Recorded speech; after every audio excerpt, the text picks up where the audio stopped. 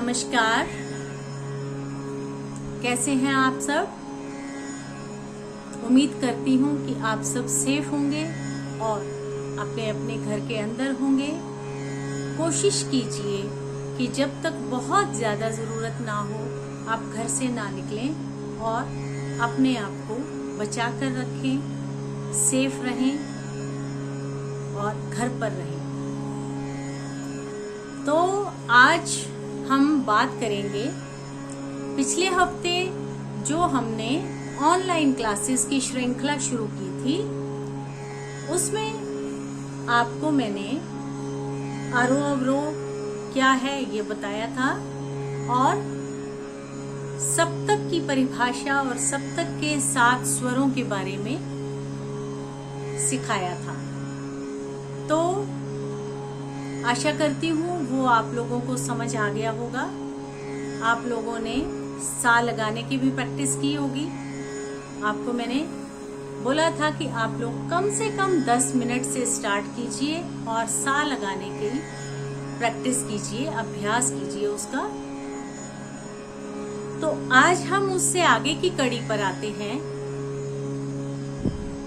आज की क्लास में मैं ये बताना चाहूंगी कि आरोह अवरोह तो हमने सीख लिया क्या होता है। जब स्वरों के नीचे से ऊपर की तरफ चढ़ता हुआ क्रम होता है तो वो होता है आरोह, असेंडिंग ऑर्डर। और जब ऊपर से नीचे की तरफ आते हैं, यानी कि स्वर जब ऊपर से नीचे की तरफ आते हैं, सा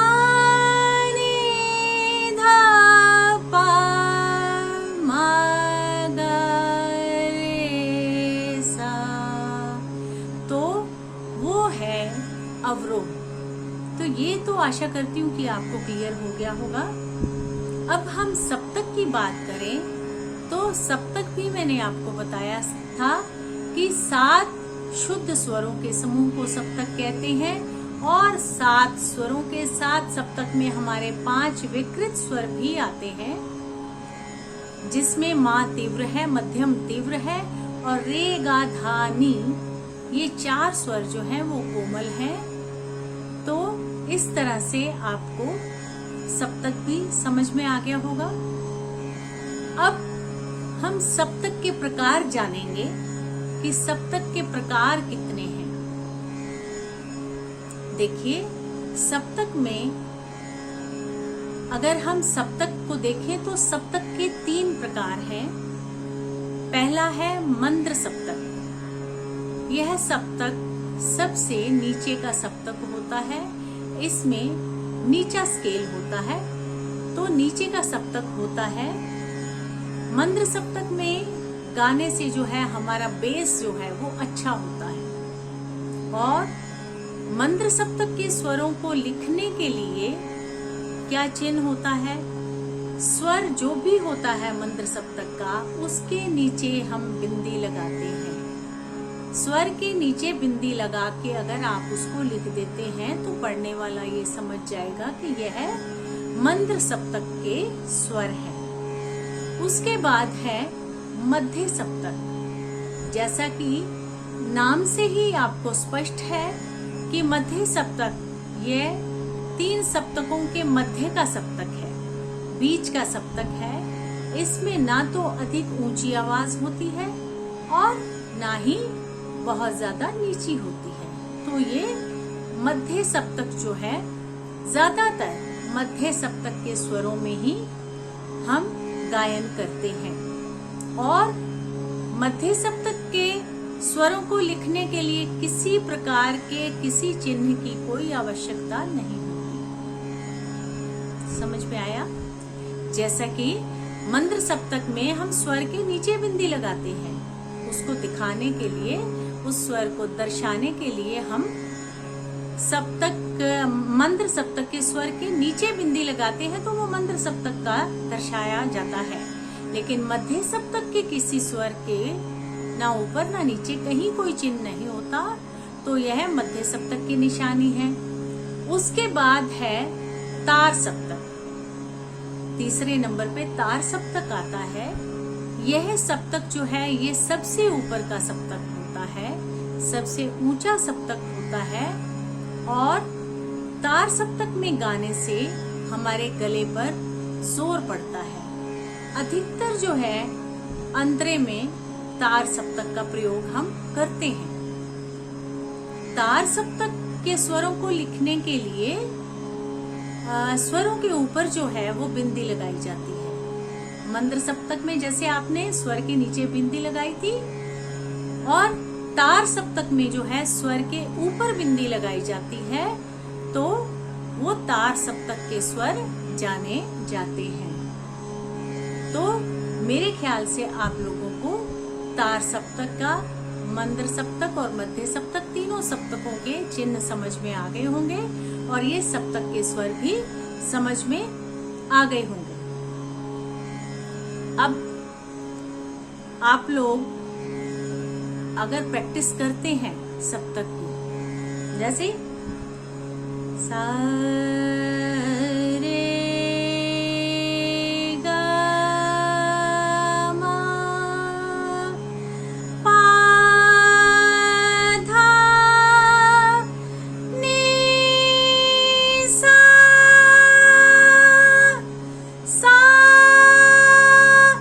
ये सा जो है ये तार सप्तक का स्वर है।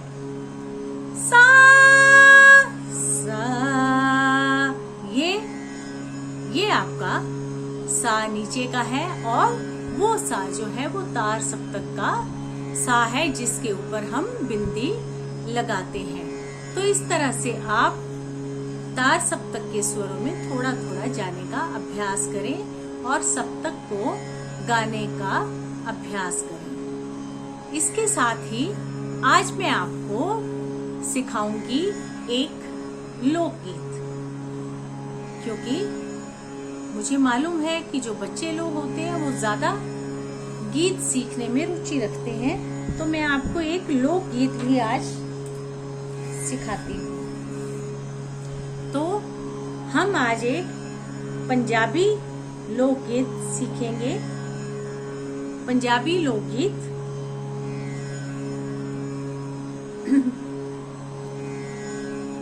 ये ट्रेडिशनल एक गीत है, ट्रेडिशनल गीत है जो पंजाब में गाया जाता है। बहुत पुराने समय से ये गाना गाते हैं वहाँ लोग, मिट्टी दा बावा, मिट्टी दा बावा। तो आशा है कि आप मेरे साथ ये गाना गाएंगे और सीखेंगे। मैं इसको रिपीट करूंगी लाइन को।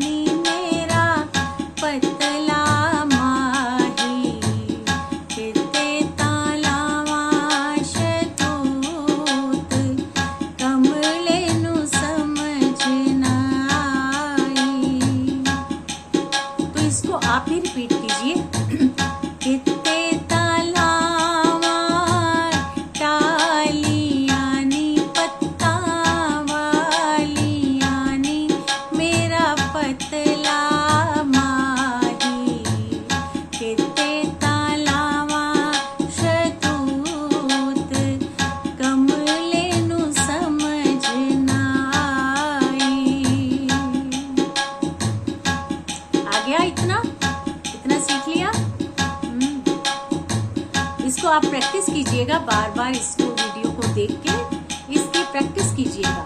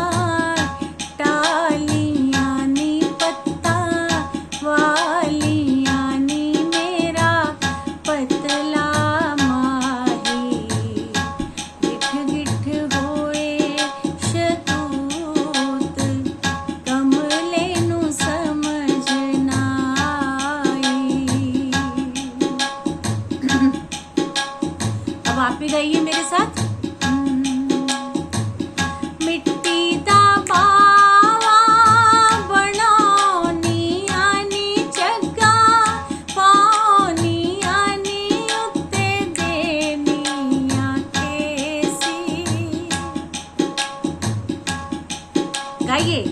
मिट्टी दा बावा बनानी आनी जग्गा पानी आनी उत्ते देनी आखे सी नारो मिट्टी देया बावे आवे तेरा प्यो परदेसी नारो मिट्टी देया बावे आवे तेरा प्यो परदेसी गिठ गिठ होया टाली आनी पत्ता वाली आनी मेरा पतला माही गिठ गिठ होए शतूत कमले नु समझ ना आई गिठ गिठ होए शतूत कमले नु समझ ना आई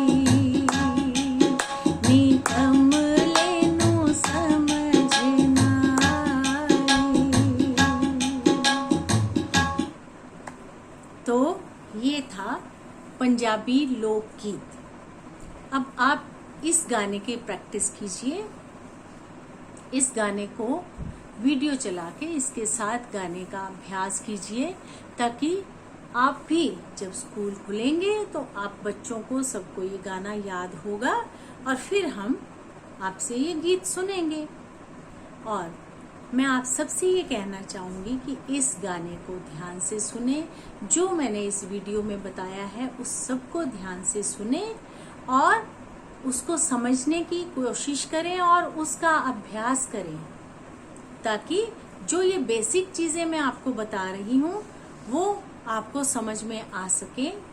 ठीक है, आज के लिए बस इतना ही और मिलते हैं अगले हफ्ते फिर से। प्लीज कीप वॉचिंग और इस चैनल को सब्सक्राइब कर लीजिए, शेयर कर लीजिए और लाइक कर दीजिए। ठीक है, आप अगर इसको सब्सक्राइब कर लेंगे तो आपको नोटिफिकेशंस आती रहेंगी। मैं जो भी नई वीडियो डालूंगी वो आपके पास नोटिफिकेशन आ जाएगी, तो आप उसको देख सकेंगे। ठीक है, ओके, बाय बाय।